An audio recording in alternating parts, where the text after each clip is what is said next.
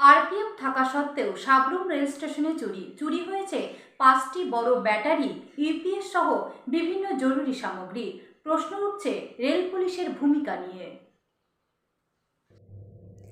RPF থাকা সত্ত্বেও অর্থাৎ রেলওয়ে পুলিশ থাকা সত্ত্বেও বৃহস্পতিবার সাবরুম রেল স্টেশনে চুরি হয়ে যায় 5টি বড় ব্যাটারি, ইউপিএস সহ জরুরি সামগ্রী।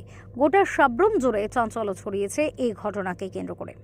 এ বিষয়ে সাবরুম রেল স্টেশনে দেবব্রত চক্রবর্তী নামে এক কর্মী জানান, প্রতিদিনের মতো সকালে কাউন্টার খুলতে গেলেই দেখেন তালা ভাঙা। এরপর রুমের ভিতরে ঢুকে দেখেন 5টি বড় ব্যাটারি, ইউপিএস, জরুরি সামগ্রী চুরি হয়ে গিয়েছে, আলমারির তালা ভাঙা। এ বিষয়ে সাবরুম থানার পুলিশকে জানানো হয়েছে। সাবরুম থানার পুলিশ এসে তদন্ত শুরু করেছে। এক প্রশ্নের উত্তরে দেবব্রতবাবু জানান, কখন চুরি হয়েছে ঠিক বলতে পারছেন না তারা, তবে গভীর রাতে ঘটনা ঘটে থাকতে পারে। সাবরুম রেল স্টেশনে আসা যাত্রীদের মনে প্রশ্ন জেগেছে, নাইট গার্ড বা আরপিএফ থাকা সত্ত্বেও কি করে রেল স্টেশনের থেকে চুরি হয়ে যেতে পারে। এখানে বলে রাখা ভালো, এর আগেও সাবরুম রেল স্টেশন থেকে সিলিং ফ্যান চুরি করে নিয়ে গিয়েছে চোরের দল, যা আজও পর্যন্ত পাওয়া যায়নি চোরের হদিশও।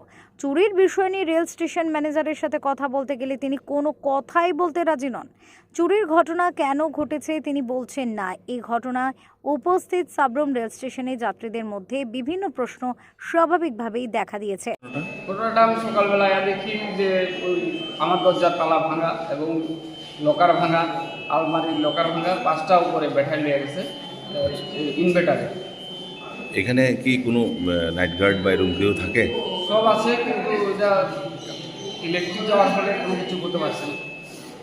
মানে পুলিশকে ইনফর্ম করা হয়েছে? হ্যাঁ, পুলিশকে নিয়ে আচ্ছা, তো আমরা ইনফর্ম করা গেছে। যে রুমটা এটা কি মানে কি? Bureau report, SD news media, Tripura.